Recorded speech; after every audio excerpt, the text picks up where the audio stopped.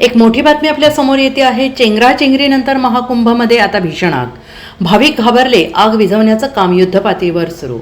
प्रयागराजमध्ये सुरू असणाऱ्या महाकुंभमध्ये चेंगराचेंगरी होऊन तब्बल 25 जणांचा मृत्यू झाल्याची घटना ताजी असतानाच आता महाकुंभमध्ये मोठी आग लागली। त्यामुळे भाविकांमध्ये एकच खळबळ उडाली आहे। आग विझवण्याचं काम युद्धपातळीवर सुरू करण्यात आलं आहे। सुदैवाने कोणतीही जीवितहानी झाली नाही, मात्र आग अद्यापही आटोक्यात आलेली नाही। महाकुंभमध्ये एकामागून एक दुर्घटना घडत असल्याने भक्तांमध्ये चांगलीच खळबळ उडाली आहे। महाकुंभमधील सेक्टर 22 मध्ये बनवलेल्या एका तंबूलाही आग लागली आहे। या ठिकाणी अग्निशमन दलाच्या गाड्या आल्या असून आग विझवण्याचं काम सुरू आहे, पण अजूनपर्यंत आगीवर नियंत्रण आणण्यात आलेलं नाही।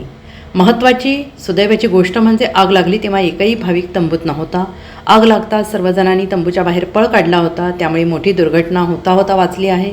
महाकुंभचा हा सेक्टर 22 परिसर झुसीच्या छतनाग घाट आणि नागेश्वर घाटाच्या मध्ये आहे। आज दुपारी अचानक अनेक तंबूंनी पेट घेतला, त्यामुळे तंबूत असलेले भाविक घाबरून बाहेर पळाले। ही आग अत्यंत भीषण असल्याचं सांगितलं जात आहे। कापडी तंबू असल्याने आणि हवा असल्याने आग अधिक भडकली आहे आणि यावेळी अग्निशमन दलाला तात्काळ माहिती देण्यात आली। अग्निशमन दलाचे जवान घटनास्थळी दाखल झाले आहेत। त्यांनी युद्धपातळीवर आग विझवण्याचा प्रयत्न सुरू केला आहे। या आगीत असंख्य तंबू जळून खाक झाले आहेत, मात्र कोणतीही जीवितहानी झाली नसल्याचं सांगण्यात आलं आहे। Bureau report SBN Marathi, Prayagraj.